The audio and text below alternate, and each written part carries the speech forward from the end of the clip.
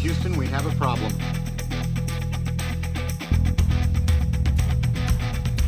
Give me all you got! But what I do have are a very particular set of skills. Give me back my gun! I didn't kill my wife! I don't care! Hello and welcome to another episode of Stand and Watch, the best and only dad movie podcast, because we killed all the other ones. They were pawns in this game of life, and we took them off the board. Yeah, we rounded up a posse of other dad movie based podcasters, and then we killed our competition, and then we killed the posse. Built the posse. They were circling their wagons, and we just stood there because when they were circling, like, Yeah, you're just going in a circle, bud. We're just gonna stand here. We're not gonna get our horses tired. What we are you, what are we you had doing? we had our wagon like way behind their wagons, so they didn't even see us coming. We were smart. We were smart. Yeah. We could have survived the West, right? Oh, for sure. You think? I think we would have done fairly well. I think we would have made out like that guy in Unforgiven, the writer. The writer, the one who What was his name? just kept chasing whatever tall tale he wanted to chase. Yeah. What was his name? Beaumont? I forget his name. He was so forgettable. it was Big Bill was the guy I remember. Yeah. We'd be that guy. We would just we'd latch our talents onto other people and they wouldn't kill us. I think I'd be like BJ Novak down in Texas. I'd be like, what is this bug in my boot? They're like, it's a scorpion. It's like, can he stay on my boot? I don't want to dishome him. Like, he will kill you. He will sting you and you will die. Yeah, we'd be Well, I guess that's his boot now. That's his boot. We'd be invited to a rodeo. Oh, I'd love to go to a rodeo. It's a real hodgepodge of socioeconomic whatever the fuck he said. I don't even remember what he says. Rodeo, like Rodeo Drive. I love Rodeo Drive. I've been more west. Oh, a They're rodeo. fancy out there. A road. I'd love to go to a rodeo. I've seen Twisters. It looks so fun. Yeah, you know what? I'm starting to think we wouldn't survive the West. I still think we'd make out like that writer guy in Unforgiven.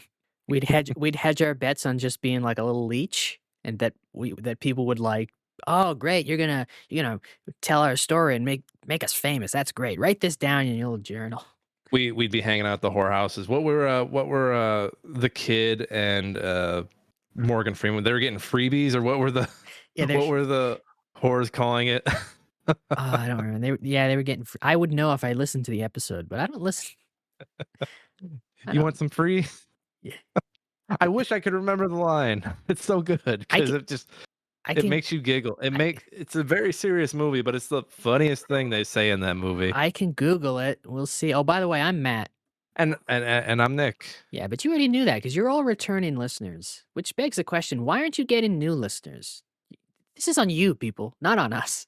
And on you, Steven Standys, you guys should be out there screaming the name of this show to the rooftops. You should be telling people that we would survive the West, that we're murdering other podcasters.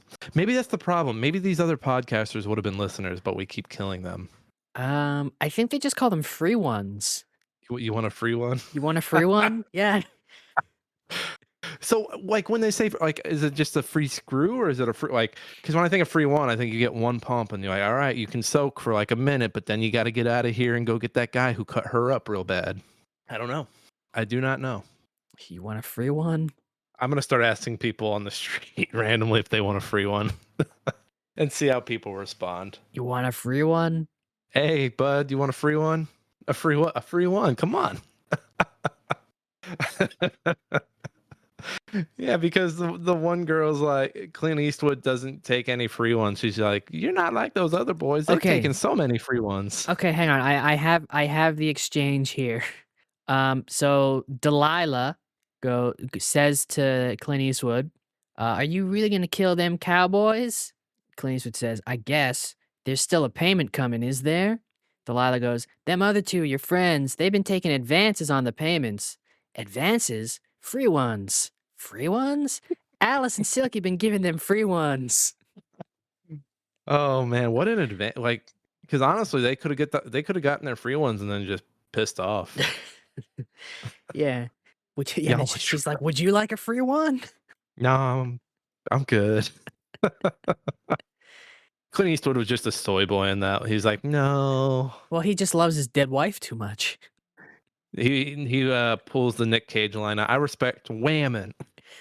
You don't touch women. I imagine another version of that movie where Clint Eastwood doesn't know they're getting free ones. He kills those guys and he comes back for payment. And they're like, I'm sorry, your buddy spent it all on free ones. Oh, we already. He's like, where's the rest of it? Well, we gave your boys 5 free ones. That comes out of the total. The award was originally like $5, but those free ones brings you down to about $2.75. $5. You know how much you could buy for $5 back in those days? And the West was really hard. You could walk around with an Abraham Lincoln in your pocket, and you could buy a whole town. If you had $5, you could buy about 60 cones of ice cream from the ice cream parlor. You could buy one of each, one single flavor. Mm. We're so West trodden today because we're doing Blazing Saddles. Howard Johnson's ice cream parlor, one flavor. That might One be flavor. that might be my favorite joke. I think mine is the realization that everyone on that board is named Johnson. Because it's one of those, if you're not paying attention, you miss it because they hint at it early on, but then you see the thing with all their names on it, and you're like, oh, of course. They're all related. I just love the image. First of all, Howard Johnson, I'm pretty sure is a hotel chain. Like a modern I agree with hotel Howard chain, Johnson. right? So I just love that he's named Howard Johnson. I love that there's a fucking ice cream parlor in the Old West. You know what? One flavor. That's one thing that maybe that went over my head, but I didn't think it was too far off. One flavor. And back then it wouldn't even be a good flavor. It would just be like frozen milk. Frozen milk with a little bit of dirt in it. Yeah, just sweetened milk with dirt. Ugh. When was ice Ugh. cream invented? Ice cream was invented. Was it at the World's Fair? I feel like it was at the World's Fair. I feel like that was a World's Fair thing for some reason. And fucking people in these flyover states were losing their goddamn minds. People were jumping off a cliff. She's like, "Oh my god, they froze the milk. It's creamy. They made it cream." I'm not reading all this. I'm just gonna. Was there ice cream in the Old West? I wish we had a Jamie to look this up. We need a Jamie. We really do. Jamie, you can leave Rogan whenever you want. We can't pay you, but we're not evil. Yes, ice cream existed in the 1700s. Really? Ice cream soda was invented in 1870s, adding to ice cream's popularity. How did they keep it frozen? I imagine that's a good question. Like, I imagine you would freeze it at a dairy processing plant, whatever that looked like back in the day. And then by the time it got to you, it was goop. Well, either way, you got Howard Johnson's one flavor. I think the one flavor is what I like the most. I liked the town hall meetings. The lady reading the complaint letter. And I know we're gonna get to our sandwiches later, but she's saying it, and then they mic her up, and she reads it like this. Makes you jump every time. I get the wiki here. The wiki, by the way, the Wikipedia here doesn't say at all that you wouldn't ever be able to make this movie today. Someone should update that. Blazing Saddles is a 1974 American satirical postmodernist Western black comedy film directed by Mel Brooks, who co-wrote the screenplay with Andrew Bergman, Richard Pryor, Norman Steinberg, and Alan Uger, based on a story treatment by Bergman. Film stars Cleveland Little and Gene Wilder. Brooks appears in 2 supporting roles, Governor William J. Lee Petalmain, and a Yiddish-speaking Native American chief. He also dubs lines for one of Little Von Stoop's backing troupe and a cranky moviegoer. The supporting cast includes Slim Pickens, Alex Karras, David Huddleston, as well as Brooks' regular Dom DeLuise, Madeline Kahn, and Harvey Korman. Band handler Count Basie has a cameo as himself, appearing in the orchestra. Film is a deliberate anachronism. Remember that word for later in the show. From the Count Basie Orchestra playing April in Paris in the Wild West to Pickens' characters mentioning the wide world of sports. The film received generally positive reviews from critics and audiences, was nominated for 3 Academy Awards, did not know that, and is today regarded as a comedy classic. It is ranked number 6 on the American Film Institute's 100 Years, 100 Laughs list, and was deemed culturally, historically, and aesthetically significant by the Library of Congress, and was selected for preservation in the National Film Registry in 2006. The most shocking thing reading all that is everyone but Mel Brooks' name that I read is dead. Yep. Mel Brooks is the one standing. The oldest motherfucker when they made the movie is the only one still standing. Was he the oldest when they made this too? So this was. Are we up? Is this 50? So 74. Yeah, 74. How old? Okay, hang on. How So old? last year was 50. How old was Gene Wilder? So 50 years ago. So he was 48 when they made this. So he might not have been the oldest, but he was still up there. When was Mel Brooks born? 1926. Hot damn. Yeah, he was like 40. Yeah, 48, almost 50. Yeah, he's old. He's old as hell, and he's still doing really well. Makes me sad because he's gonna die soon. Well, don't say that. I don't want it to happen, but he's gonna die sooner than most folks. What do you think his last words are gonna be? I think his last words will probably be some sort of Nazi joke. He'll just start singing "Springtime for Hitler" and die right in the middle of the chorus. Springtime 4, and then he'll croak. I have to admit, the scene with the native tribe, I was watching. I was like, wow, they really found like some tribesmen to play these roles. And then Mel Brooks pulls up. I was like, oh no, so I was wrong. I was wrong. Well, what's I nice? forgot he did that. What's nice is he doesn't play it like an Indian. He plays No. He plays it as a Yiddish guy. And it's the funniest fucking. It might be my favorite scene because if you showed that to someone who's a little more sensitive to it, I could see them like getting riled, like what, and then he opens his mouth. Yeah, And I kind of want to see what that response would be after he opens his mouth. just an overly PC person watching this. We're ready to be offended. What, Mel Brooks? He's playing a native. What? And then he's a Jew. He's doing red face. What? No. And then pulls up with the Yiddish. My favorite. Oh, what is it when they're talking about what to do to River Ridge, or not River Ridge? No, River Ridge. What's the town called in this? I'm blanking. Ridge Rock. Ridge Rock. Okay. When they're talking about what to do in Ridge Rock, and the posse is like, we kill the oldest son. Too Jewish. And Headley's like, too Jewish. I love how his next idea is we'll kill everybody. Brilliant. I do love this movie. Do we want to get into before we get into the goods and the bads, do we want to do the letterbox reviews, dad approved letterbox reviews? Yes, we do, since that is our general format, and I'd hate to break protocol now. Don't do that. Oh, Yeah. not at all. All right, I got mine here. I'll start. This review comes to us from Brox, who is a patron, gave this movie 4 for him. stars, and wrote, "This movie really made me wish I could shoot that one person in the friend group who didn't bring enough gum to share with everyone." That's the moment of the movie that like wakes me up like towards the back end because it slows Yeah. down for a little bit. Yeah. I have one here from Zara who has some alien emojis, and they're a pro Letterboxd subscriber. Gave it 4 stars and a heart. Said Deadpool is jealous of this film's fourth wall breaking. And I gotta agree. I think I don't know. I've never been a big Deadpool guy, so it's always funny to see like better fourth wall breaking than Deadpool. Deadpool just like turns to the camera and like Deadpool just feels like every joke out of his mouth is he's right behind me, isn't he? To the audience. I think I think Deadpool is funny when he's not breaking the fourth wall. But the best fourth wall breaks in Deadpool are the opening credits and That when he's been shot in the butt. the opening credits of the first one, where like all the credits are like written by the real heroes, produced by asshats, starring God's favorite idiot. Okay. So when it's not Reynolds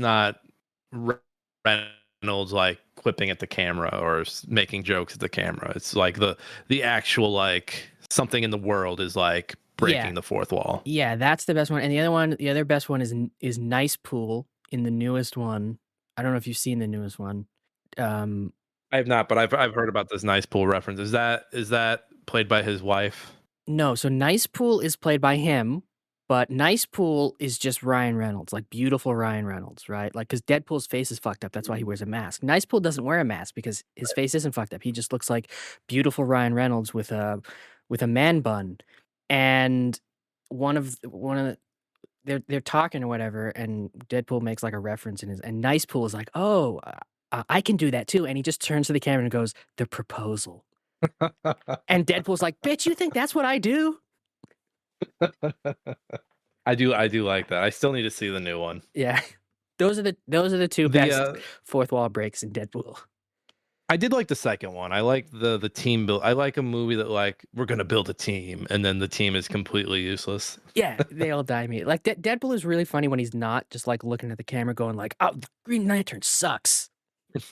Oh, superhero movies aren't they bad guys? What's up with those? Yeah, like Deadpool's funny when he's making actual jokes. Though I would like a Deadpool that kind of does what Blazing Saddles does to the West. I would like that, like does with West and like the satirical send up. Because Deadpool's not really. Deadpool's a little more serious than that, don't you think? Yeah.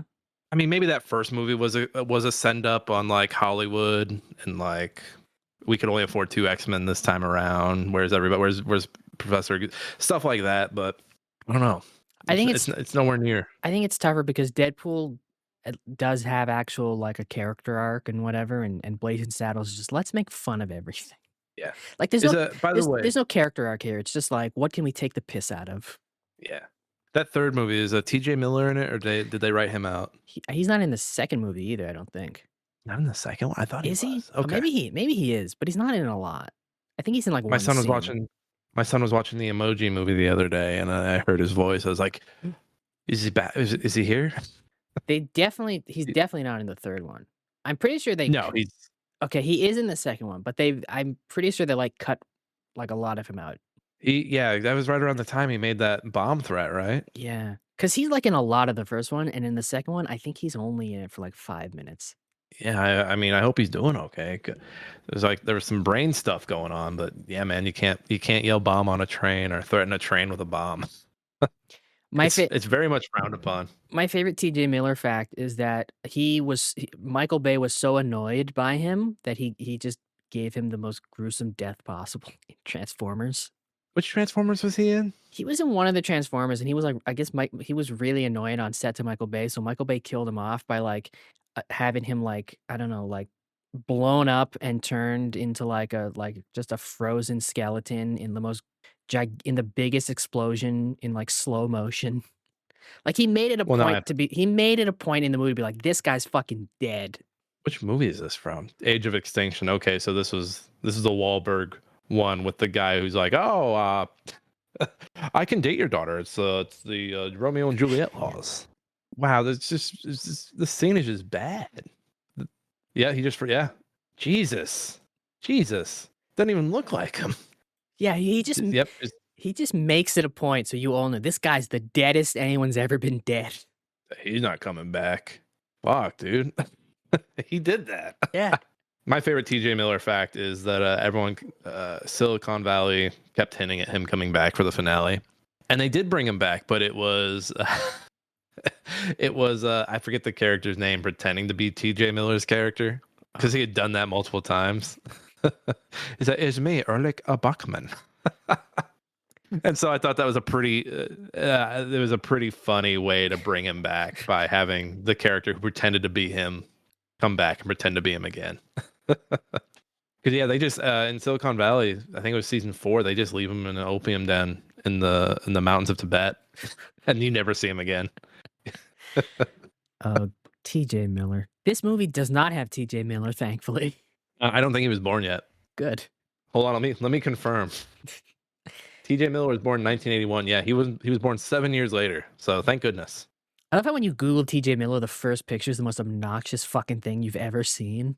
Oh, his mustache and the face, yeah. The face. Just 43 years old. Just atrocious. He's got some time to turn it around. I love that when you go down to people also ask, one of the first ones is, what happened to TJ Miller? What's going on with that guy? I didn't realize his brain bomb thing was so recent, 2018. I thought that was much, much later. Wow. Okay. Enough about TJ Miller. I want to get to our positivity sandwich. Our Yes.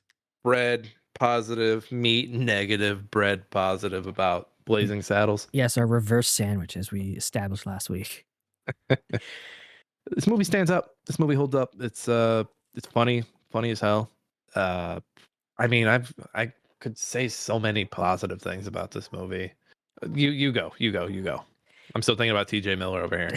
No, don't think about him. It's tough to talk about this movie because A, it's a comedy, and as we've established in previous episodes, there's really not much you can say beyond it's funny or it's not funny. And this is funny. And two, is there anything we could say that hasn't been said already? Is this just a pointless exercise? Matt wanted to quote every part of this movie verbatim in the episode. I told him, we cannot do that, Matt. We cannot do that. And I said, don't worry, I'll let you say the slurs. And Nick was like, well, when you put it like that.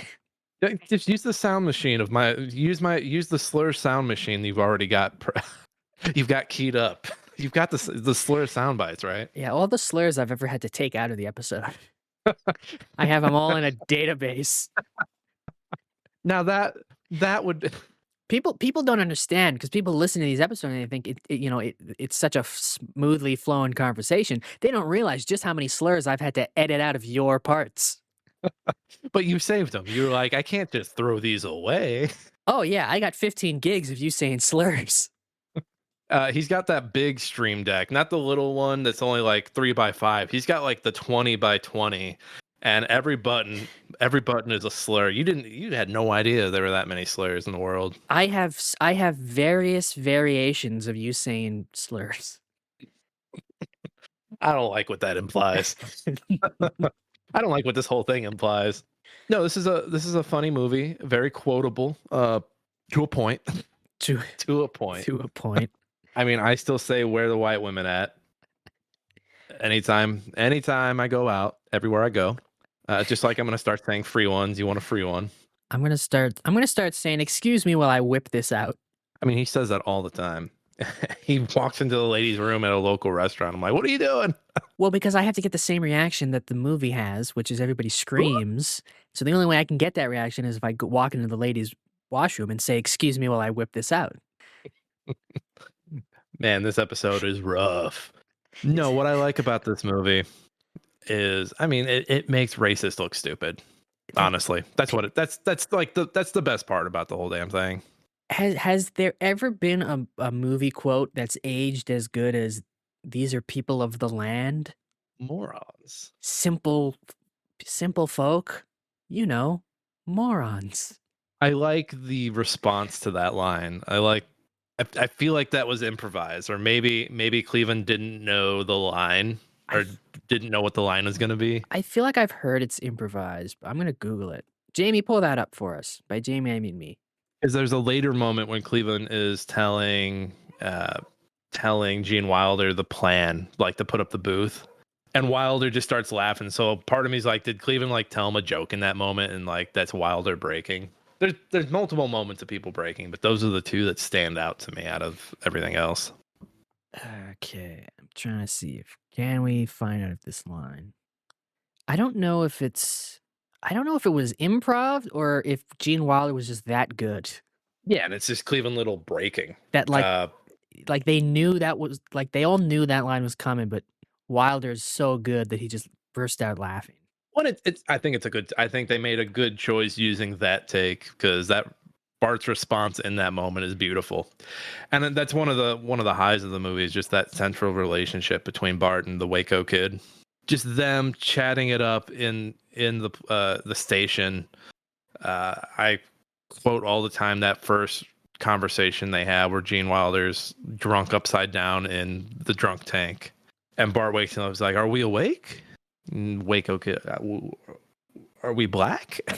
"We are black. Then we are awake, but we are very confused." There's another moment I really like later on. I forget. Is it Taggart Taggart is they're chasing Bart and Waco Kid after they've broken in as the Klan. And Taggart says, "We'll cut him off at the pass." And Headley turns out, I hate that cliche. I do like when all the people are signing up to be part of like Headley's posse. And the one guy, as was referenced in the Letterboxd reviews, the one guy's like chewing gum. And Headley's like, "What are you chewing there? It's just some gum. Did you bring enough for the rest of us?" I didn't think there'd be that many in line. And he just shoots them dead. A standing ovation in my house. Standing ovation. I like that there's the guys behind him. Badges? We don't need no stinking badges. Badges? We don't need no stinking badges.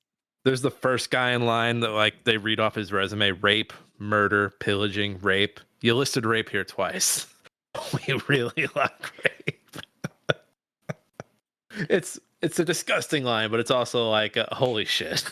What's the one when I believe it's when they're dressed as the KKK guys and trying to get in. They say they like led like a stampede. Yeah. Was it a stampede? Yeah, stampede, and it's like just a stampede through the Vatican. Oh, kinky. Kinky. And then Bart's going to sign something. His hands are out, and Gene Wilder's like, "Oh, I told you got to clean up after." Oh, what did he do after? He said you got to clean up after something. I forget exactly what it was. I think He's like, "Look, it's coming off."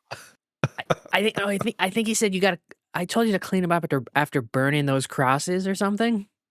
Yeah. And then he's like, "See, it's coming off." Oh man, Headley Lamar is just a great joke that's played throughout. He's a good antagonist, but he's also just this fucking goofball idiot who's. I love the scene when he's in the bathtub and he's like, "Where's my froggy?" Oh yeah, who is it? Taggart's looking for, and he accidentally grabs him or something like that. Yeah, he wants his little rubber like bath toy. Then he finds it and he's like talking to it. Oh man, I like the scene, the executioner hanging people throughout the morning. There's a bunch of other executioners have called off, so he's booked solid. Yeah, it's like, can you like hang this black guy? And he's like, "Well, I can fit him in on Monday." Yeah, you come back out and he's like hanging a guy that's on a horse, and he's also hanging the horse. The first one he's hanging is a guy in a wheelchair. He makes Headley makes a remark after that. He's like, "Yes, the Gillespie killings, the Dr. Gillespie killings." Yeah. What a movie. There's the song opening on the tracks, and the racist posse want a slave song. Yeah, and he sings. They start singing a real song. Yeah. They're like, "What was that shit?" I love Camptown Lady. We want the Camptown Lady. I love when Bart and the other guy are like taking the cart or whatever, and they get stuck in quicksand, and Taggart and his little henchman, whose name I forgot, they come to like, they're like, what the hell are you doing in there? It's like, help get us out. And he throws his lasso to get the cart out, and Taggart's like, that was almost really bad. We almost lost. Yeah, we almost lost like lost a train cart. Yeah, we almost lost $400 or something. And then Bart and the other guy like crawl out of there, and Taggart's like, "Okay, you've had enough of a break. Get back to work." Back to work. I like Mongo. Mongo's another really good highlight. For some reason I always forget that it's not Andre the Giant. This was I forget his name. He played for the Detroit Lions. Oh, where is he? I've got Alex Karras. Mongo just game her pawn in game of life. So this was nominated for 3 Academy Awards. Yes. Which ones? I want to see. One of them was Madeline Kahn. Which is crazy to me. It's just crazy. Yeah, because that's like the worst part of the movie. Yeah. Best film editing and then best song for Blazing Saddles. Okay. I can see best. I don't know about best film editing, but best song, yeah. Yeah, the editing just feels It's like off at it's times. not bad editing. It's just, It's just nothing special. yeah. If someone had edited this for a sound mix, I would have slapped the fucking shit out of them. I was like, the audio mix is all over the place on this. Yeah. But it was the 70s. Yeah. I mean, it's like other, like, I don't know, like Monty Python editing, right? It's like that kind of style of filming. Yeah. It's functional. I don't know. And I don't know why Madeline Kahn was nominated. Hedley Lamar Well, should have well, been nominated. should have been. Let's get to the negatives. I do think that the middle of the movie kind of drags a little bit during Madeline Kahn's song. As much as I love the song, it just kind of I don't think she needs to be in this movie. I don't know what her purpose no. is. No. Because what Headley like hires her to seduce Bart so they can like kill him. But it never comes to fruition. She ends up smitten with Bart, and Yeah, nothing it happens never after that. it doesn't go anywhere. It slows the whole thing to a crawl. I don't think those scenes are particularly funny. I do like the I'm tired. Like I've been saying it this whole time, but since watching it last night, I'm tired. It's a good song, but not needed.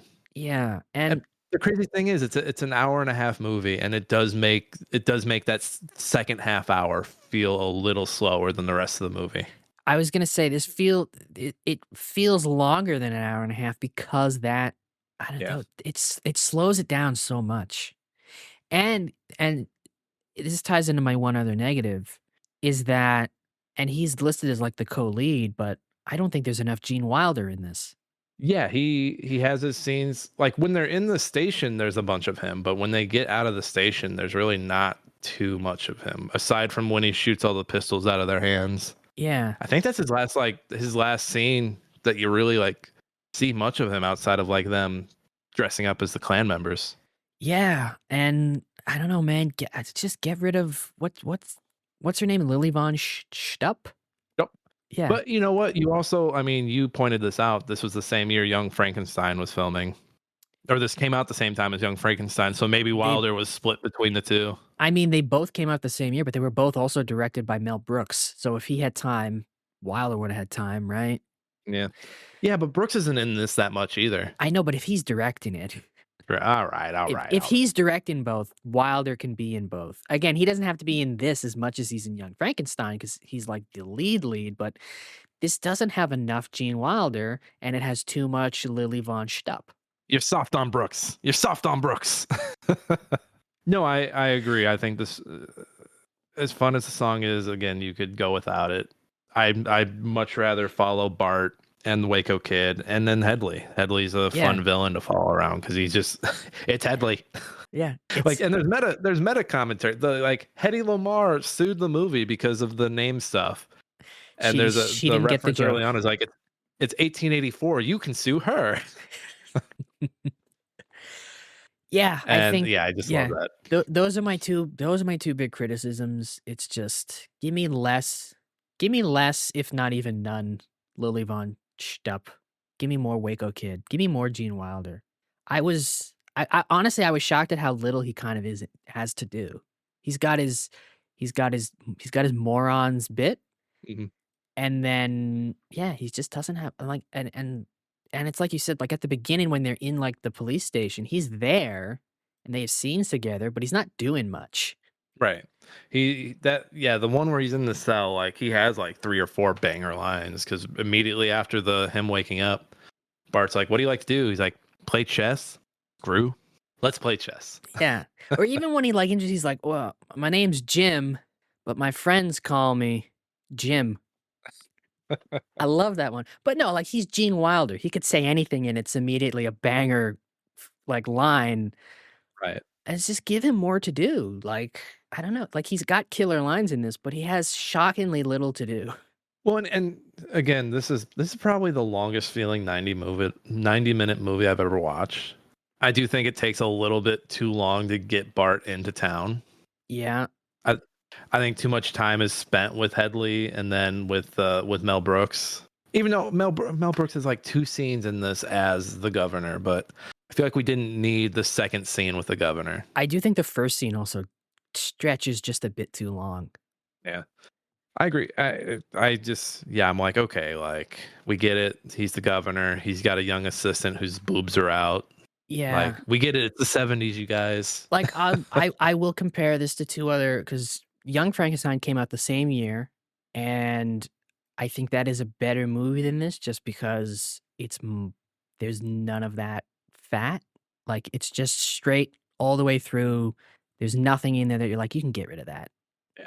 And I the still need this. I need to see Young Frankenstein. It's on Mhm. my to watch list. Maybe on the next wheel.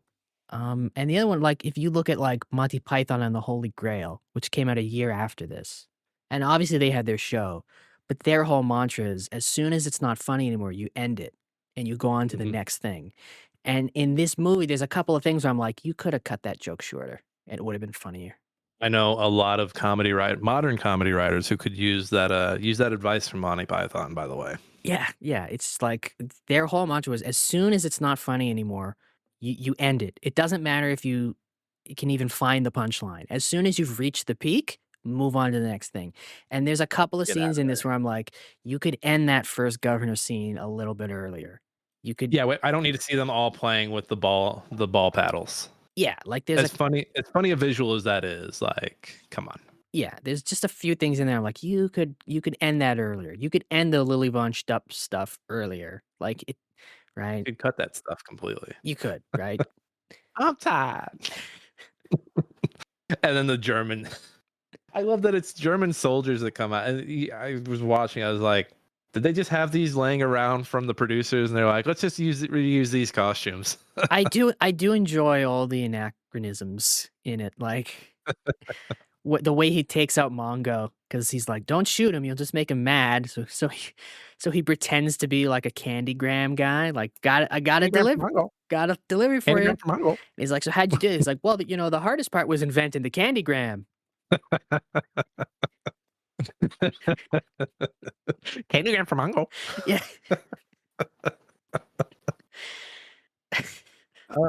Any other negatives on your end? No, that's it. Yeah, the again, there's that word. There's that word again. Remember that word for later in the show. Can you say it again, Matt? Anachronism? Anachronism. Remember that, listeners at home. Remember that word for later. You're gonna need that one again. I don't know. I like that this movie. When I was younger and watched this, I didn't like the third act where like they spill over into a musical and then they're just fighting throughout a WB's lot. Like when I was a young man, I was like, "This is stupid. Just end the movie already. Come on." I Though do I did, I always, I like it. I I always like did it. like Hedley Lamar going to the movies and then seeing that they've caught him and then they get into the duel. But now as like an older, more patient man, more smarter man, I enjoy it because it's. I mean, they're satirizing the West and how racist and like dumb they are, and it literally spills over into Hollywood. Like, oh, it's not just a Western issue. This is Hollywood, baby. It's a Hollywood issue. Yep. Yeah, I do like the ending is one of those things I think you could have cut that shorter. It does go on a little Mhm. long, but I don't know, I love it, and I'll bring up Monty Python again. One of my favorite movie endings of all time is in The Holy Grail when the cops just come in and arrest everybody and the movie's over. To me, I, that's one of the best movie endings of all time, and so when they start fighting and it zooms out to a movie lot and they infiltrate, like, the musical, I love that shit.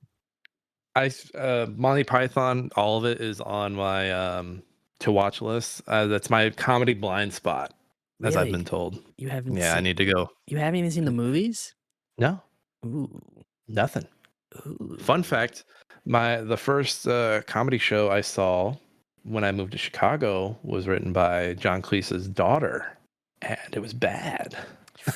Well, as we've established previously, the funny gene does not always pass down.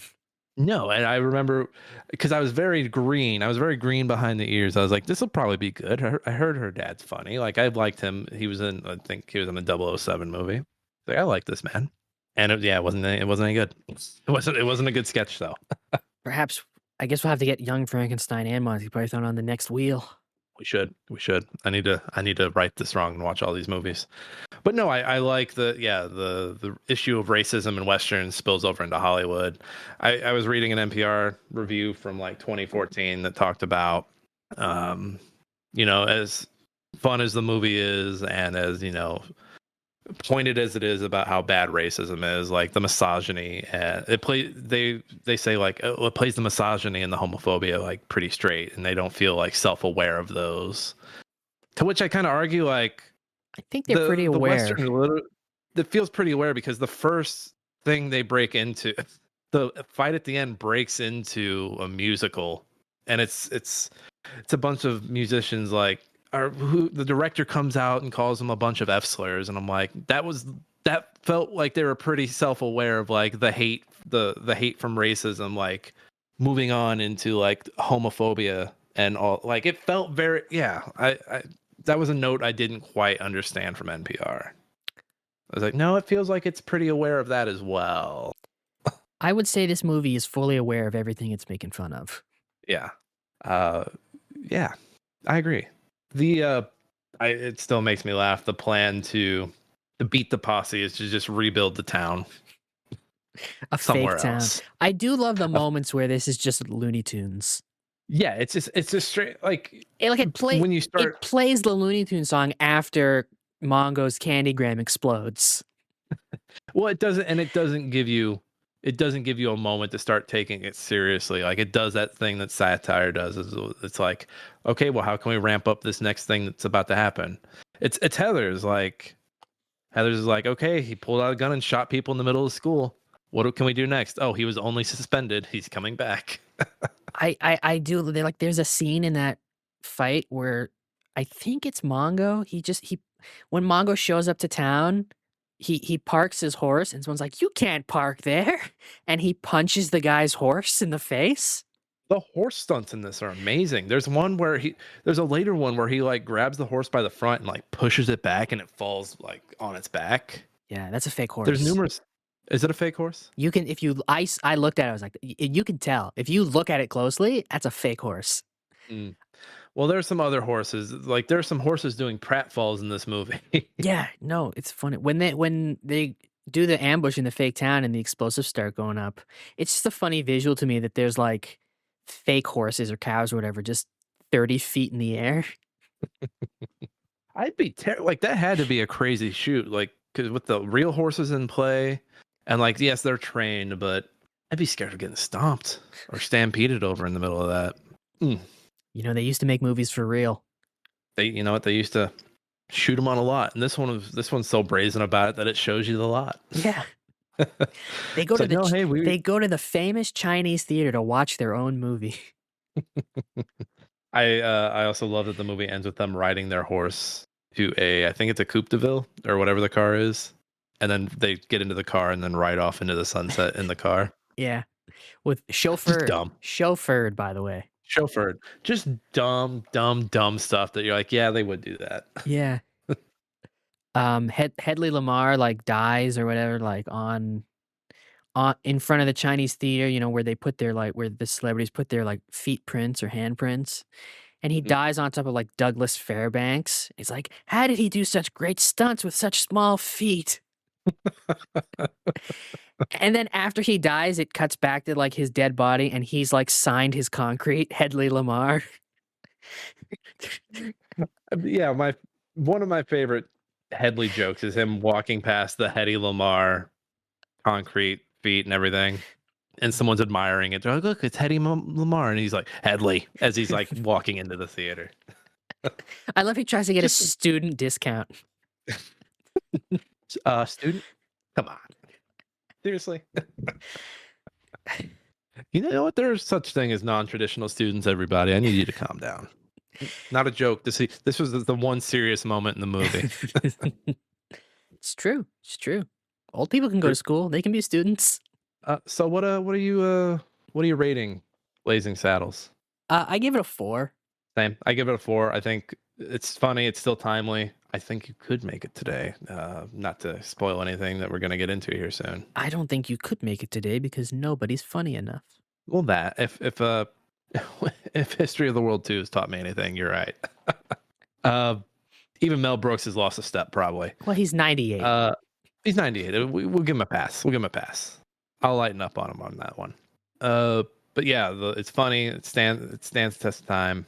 Yeah. Is it the most disciplined comedy you've ever seen? No. Do we need the I'm tired and the stoop in there? No, not No. really. Yeah. I think So yeah, four feels Yeah. right. I think if you cut down on that, add more Gene Wilder, just make it a little less erratic, and I could probably bump it up. But I don't have to because they made that movie. It's called Young Frankenstein. How much of a dad movie is this? Ooh. Comedies are tough to judge this on. I'd say it's like right in the 80 range. You think? Yeah, I really think it's going to depend on the dad. Like this one is very dad dependent. Yeah, it depends how much your dad enjoys stupid humor. I also think depends because we have to admit this now. There are dads out there that are millennial soy boys. Yeah, as a fellow millennial soy boy, There and are I can say that because I'm a millennial soy boy. I don't know why you're saying that. Keep those words out your mouth. Yeah, there are some millennial soy boy dads that be like, that, like, how could you be so dumb and take everything at face value? Like, come on. yeah. There are You dads have out there that will watch this and their little 38-year-old hipster dads will watch this and be like, how could they say those things? Look, I know you're not using your English degree that you got in college, but use that fucking brain. Come on. But yeah, I mean, yeah, I guess I'll agree with the 80 range. 80 it just feels like it's really going to be dependent, but it does. I mean, it's a Western. So That's true. That automatically that does bump it puts up. it at 80%. That does bump it up a bit. Okay. Hey, remember the word anachronism, right? Remember that? Anachronism. I've heard it both ways. Okay, Mr. Spencer.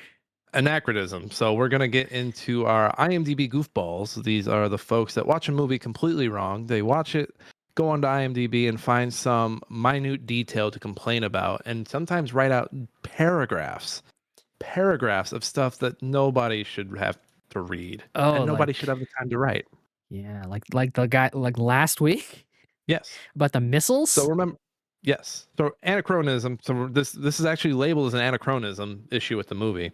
And it says, after Sheriff Bart has accepted the duties of sheriff, Reverend Johnson holds up a Bible and tells everyone, pointing a gun at Sheriff Bart, to not let anger rule the day. Then out of nowhere, the Bible gets a hole shot through it. You can clearly see that no one gathered around the platform has a smoking gun. In 1874, they would have still been using black powder. The smoke would have to clear before they could if they hit anything. First of all, he lost his wording there at the end. Second of all, the movie is full of anachronisms. There was no Candygram. Well, that's because Bart invented it. Exactly. And so just to make everyone feel a little better, this has 3 upvotes and 52 downvotes. Okay. I have what I believe to be, and I feel like I've said this before, but I think for this one, it really is. I have what I believe to be the absolute worst IMDb goof ever submitted. I believe it. I've read it. I think you're right. When all of Taggart's men are sitting around the campfire eating baked beans, they would not suddenly burst into serious flatulence while they were eating the beans. It usually takes an hour or two for the baked beans to travel through the body's digestive tract before flatulence occurs. Dog, they could have been on their second plate of beans, man. This could have been a long cookout. I don't understand what goes through someone's head to watch a comedy movie, watch a fart joke, and decide to scientifically say, no, that's not what would happen. They shouldn't be farting. This is the one guy who's okay with all the slurs, but he's like, they just started eating the beans. I'm okay with the N-word, but this is where I draw the line. The classic Community line. I'm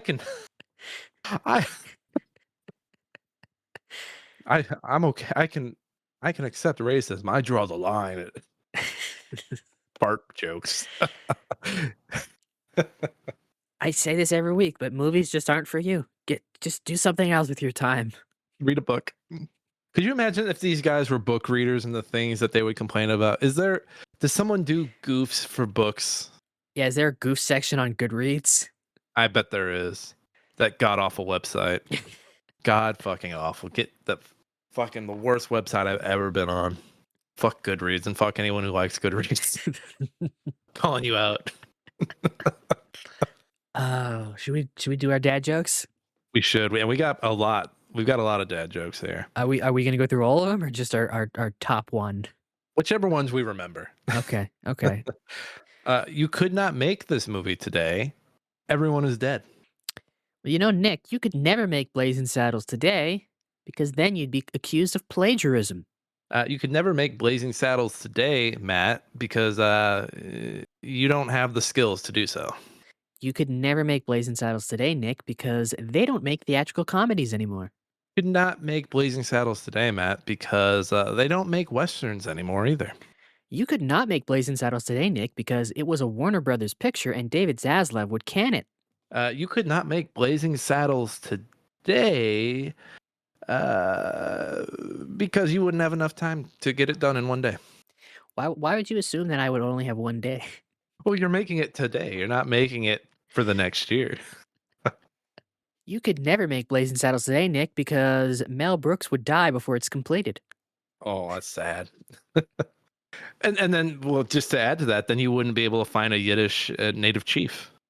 Yeah, he was the only one. Do your Tarantino one, and then we can wrap on that. You could never make Blazing Saddles today, Nick, because it says the N-word too much, and Tarantino has already committed to one more film, and he wouldn't make it this. I love a good Tarantino jab. I love it. I like Tarantino movies, but he's so easy to make fun of. He would cast himself as every character that says that slur, right? He would.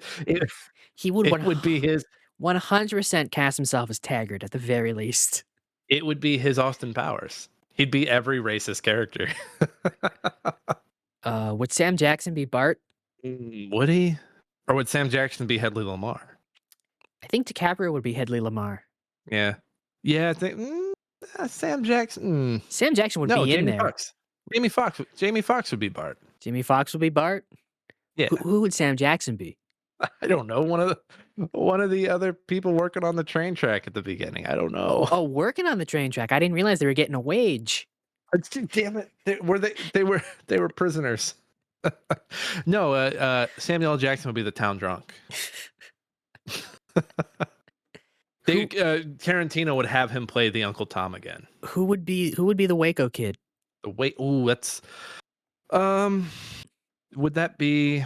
I mean, would Glenn Powell be against working with Tarantino on this? I don't think so. Does he have the charm to be the Waco kid? I think he has the charm, but would Tarantino cast someone who's not his friend? No, because my initial thought was Jeremy Allen White, because I always thought Jeremy Allen White looked like a young Wilder, but... Would it be Brad Pitt? Yeah, I don't know. It would be Brad Pitt, wouldn't it? Brad Pitt loves comedies. He's bad dad, and he loves comedies. He's very good at them. He was in that really good episode of Dave before they stopped making that show. He was Jim Jeffries' weatherman. Yeah, I forgot he was Jim Jeffries. He's kind of in his Mad Men. John Hamm. He's in his John Hamm phase. He's like, I've done all my dramas. I want to do my comedies now. I mean, listen, Burn After Reading, get him in more comedies. Yeah, was that his first? Yeah, that was like his first comedy. I guess the Ocean's movies were there too, but those are more of like they're not. There was less screen time there. It was everyone. Yeah. Everyone was there. Yeah. Everyone was hanging out. And they're not like laugh out loud comedies. They're like cool comedies because they're all cool guys. Oh yeah, it's a cool guy comedy. Yeah, it's the Rat Pack comedy. Yeah, it's like a hangout movie. But Burn After Reading was when Brad Pitt was like, "I'm going to show these fools I'm funny." Be fucking funny. I'm fucking hilarious. You want to spin the wheel? Spin that wheel. I do want to spin the wheel. Do you want to watch me spin the wheel? This is a good fucking wheel. Pull that wheel up. This is I just want to watch it move. Of the three wheels, this might be the best wheel. Are you saying Granddaughter of Wheel's pretty hot? Saying Granddaughter Wheel is pretty hot. That's okay. Granddaughter Wheel is 21. Okay. Ooh. Oh, that was close. Yeah, Oof. because there's 21 movies on Jesus this Christ. wheel. On Granddaughter Wheel, there's 21 movies left. Do you have a? Are you hoping for any? There's so many good ones. I don't know. I wouldn't mind Kindergarten Cop. I just hope it's something that's streaming. Yeah. I want to save my $3.99. Oh, you rented this? Yeah, I rented it. Oh.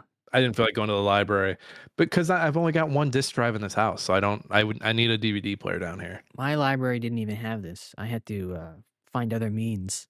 The librarian was like, no, we can't even give this. They can't make this today. We can't give it out today. We you can't guys." we can't even stock this. You could even stock Blazing Saddles today. The DVD burning. All right, spin that wheel.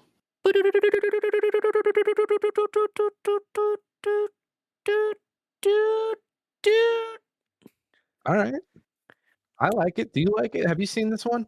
Do the Right Thing. Is it strange that we got this right after watching Blazing Saddles?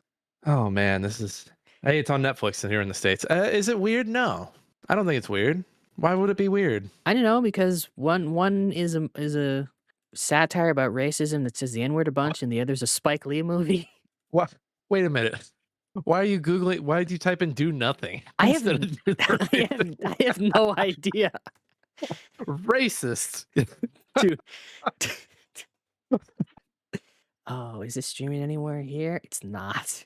I watched this for the first time in my history of film class back in 2011. It's a Really? good movie. Yeah. Yeah. But hey, you know what? We're tackling racism here early on during the third season. Yeah, we're getting the racism out of the way. We're solving. Do we have any more racist movies on this wheel? Let's see. Den of Thieves, Mystic River, Taken, Glengarry Glen Ross, Clifford, Pain and Gain, Children of Men, Conversation, Enemy of the State, The Fugitive, The Wrestler, Kick-Ass, Kingsman, Hot Fuzz, They Live, The In-Laws, Sunshine, The World's End, Disturbing Kindergarten Cop, Accepted. No, we've gotten the racism out of the way. Guys, we're solving racism in the first two of the first three movies. We're solving racism. Yeah. Do the right thing. Come on, just watch. Don't let me down. This movie's 2 hours exactly, so it may not be 90, but hey, I forgot Totoro's in this. Totoro. Nope. Do the Right Thing is not streaming anywhere in Canada. What a racist country. Fucking Canada, you fucking I've been saying this forever. Canada is fucking racist.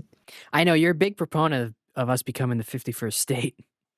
You say it to me all Like, the Canada time. would be the- You send me Canada. you send me DMs all the time. So when are you gonna become the 51st state? You guys Congratulations. are racist enough. Congratulations on your new governor. That's what he texted me after our election. I got a nice DM from Nick. Congrats on your new governor. Yeah, if you guys were the 51st state, you guys would be like towards the top of most racist, right up there with Mississippi. So Maybe my I think by the way, Blazing Saddles would be a good double feature with Sinners. Do you?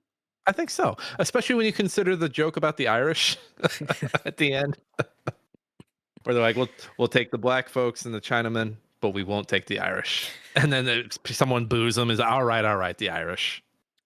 It reminds me of the Austin Powers joke in Goldmember, where his dad is like, "There's two things I can't stand in this world: people intolerant of other people And the and their cultures, and and the the Dutch. And there's a Dutch joke in this, where Bart's like, "Well, family secret, I'm Dutch." Yeah, because they want to black folk to work for them for free, because as you do back in those days. And Bart is like, now you said you wanted to, but my grandmother's Dutch. Oh, but no, Do the Right Thing's a fun movie. And you know what? By the time it comes out, it'll be as hot as it is in that movie. Is that one of the hottest movies, you think? Yeah, I'd say it's up there with Predator. And then was there another? Did we watch another hot movie recently that was very hot?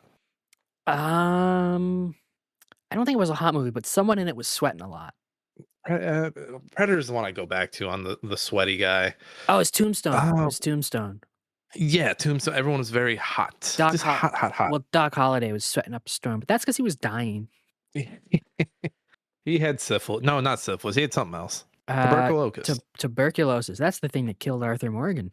Spoilers for a almost 10-year-old game at this point. Is that almost 10 years old? 2018. Fuck me. Yeah, we're getting old, dude. Damn, my library doesn't have Do the Right Thing either. Yeah, I'm not saying pirate the movie, but it might be. Is it on Hoopla? Let me check Hoopla. Why does nobody have this People might movie? have it. Do the Right Thing. They have Do Nothing, but they don't have Do the Right Thing. You're still Googling Do Nothing. I don't know why I was typing in Do Nothing. You're like, I'm not going to do the right thing. You know what I'm going to do? Nothing. Terrible. You're terrible. It's You're a my terrible person. it's my white privilege. I'm just pre-coded to do nothing.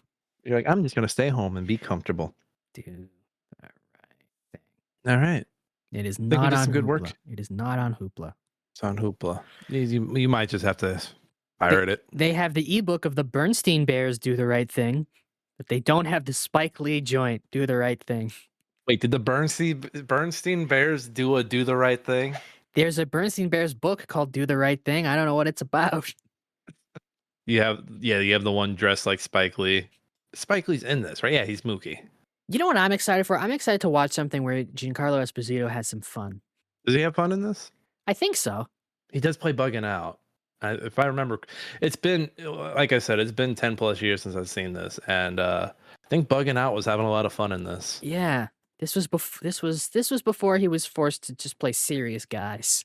Yeah, man, it's gonna be weird seeing him young because I hadn't watched Breaking Bad back then, so I couldn't have connected the dots. Yeah, Bugging Out has a better time than Radio Raheem in this. So yeah, Bill Nunn died in 2016. Is this another movie where everyone's dead but Spike Lee? Hang on. No, because Totoro is Danny still Aiello alive. Is dead. Totoro's still alive. Is Rosie Perez still alive? She is. Yes. Sam Jackson is still Samuel alive. Jackson's still alive. Okay. Just the two people I clicked on were dead. Make it 3. Ozzie Davis is dead. Ruby D. The picture's in black and white. I have a feeling she's going to be dead. Almost everybody. It is getting to that point. Did I lose you? No, I'm scrolling through this list to see how many of them say was an actor and how many say is an actor. Morbid, very morbid. All right, so we got Do the Right Thing next week. So do the right thing and watch this movie, Matt. I how about I do nothing? You know what? I wouldn't be surprised if you did not watch it. I am Canadian, which, as we've established, is one of the most racist nations. Much more racist and evil than America. Yeah, America, we're pretty good. Pretty good. Yeah, haven't you seen all the movies throughout history? We're pretty good in those. I've seen, I saw that hit job, Killers of the Flower Moon. They portrayed you guys in completely the wrong light. That didn't happen. Right. That's fake we- news. We wouldn't have taken advantage of a group of people for their resources. No. Of Not course at not. all. Of course No. not. You're a nice No. nation full of nice people, and everybody gets along. I don't know where this Martin Scorsese guy gets off trying to make us look bad, but Now, if that was a You movie got your about number, pal. if that was a movie about like Canada or Greenland, truly evil nations, my favorite states, Greenland and Canada. 51 and 52. 51 and 52. Could you imagine 52 stars on that flag? Well, I'm sorry, 51, and then Greenland would be a territory, like Puerto Rico. I still think we gotta make Puerto Rico state. Make them all state. We gotta branch out. All right, I think we're tapped. Yeah, I'm tapped. I'm tapped out. 'Cause you're like, man, I'm really limited. I can't say any of the slurs they said in not Do the Right Thing. Jesus Christ, in Blazing Saddles. Just a bunch of Kansas City fun guys. Is that the TV edit? Would that has to be the TV edit? I would love to watch the TV edit of this. You know, I kind of want to too. I have to find it on TV now, though. I'm gonna Google it. Let's go. Blazing Saddles TV edit. See if anything comes up. Edited for TV, Blazing Saddles. Yeah, it's crazy that's not an option on DVDs. Because I'd love to watch TV edits of movies just to be like, wow, how funny is this? the Scarface one will always be the best. How'd you get that scar? Eating pineapple? I don't know, man. I really like The Big Lebowski. This is what happens when you find a stranger in the Alps. Oh man, the lost art form with the linear TV dying. It's just really sad to see it go. Yeah. Maybe there's no TV edit of this because it would be 7 minutes long. Oh, here we go. All right, we gotta end it. Yeah, we Hang gotta on. end it. Here we go. Here's a post. This is a great way to end the episode. This is a post from Dad Jokes Daily. Okay. Blazing Saddles has just been edited for television. It will air tonight from 7 p.m. to 8:07 p.m. 3 minutes of that will be commercials. 7 p.m. to 8:07 p.m. 8 p.m. to 8:07 p.m. Okay. All right. It's a good dad joke. All right. I should start doing this more often, but leave us a review. It really helps. I don't care if it's positive or negative. Just leave the review. It tells the algorithm people are listening. Yeah. I've been telling people fuck the algorithm, tell a friend, but y'all ain't telling people shit. No, you should tell a friend. Spread the word, but also just leave a review. It doesn't matter. Even if it's a bad review, that'll tell, Apple or Spotify, wherever you're listening, that'll tell them, oh, people are listening to this. We'll bump it up the charts. We'll show it to more Oh, yeah. people. We'll show it to You people. guys are listening to this, eh? All right. Hey, you guys are watching a similar podcast. Here's this one over here. These Yeah, guys, right? people are writing words about these guys. I know you guys are listening. I see the stats. It'd be really nice if you could tell your podcast algorithm that you're listening. It'd be really great. It'd be really great if Apple knew. It'd be really great Oh, if fucking Apple. It'd be really great if your friends and family knew. Give them something to listen to. There's not enough. They're always so late to the it- punch. Give them a fun podcast to listen. As we all know, there's not a lot of podcasts out there. There's even less worth listening to. They're all dying.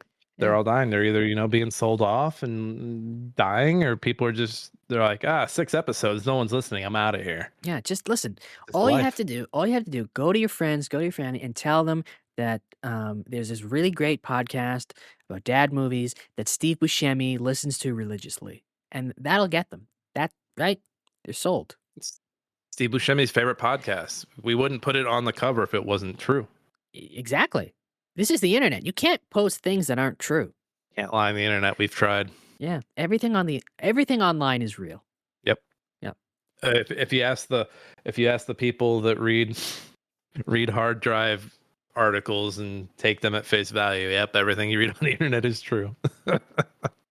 I love the notion that there's more than one person who would read a headline that RFK Jr. is collecting a database of people who have played Sonic the Hedgehog, and thought to there was themselves, how dare he? I think there was one person that took the George R.R. Martin very seriously and thought it was a good move for Silk Song. Really? Yeah, I was like, I hope this guy's fucking around. I really do, but I think he's taking it to heart. I don't think Blue Sky is ever.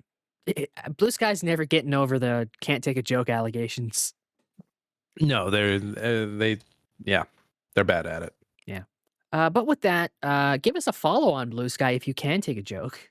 At Stand love and it. Watch. At Stand and Watch. It is our only social media. If you do not care for that, leave that review. Tell your friends. Tell your family. And whatever you do, Please. don't tell your mother.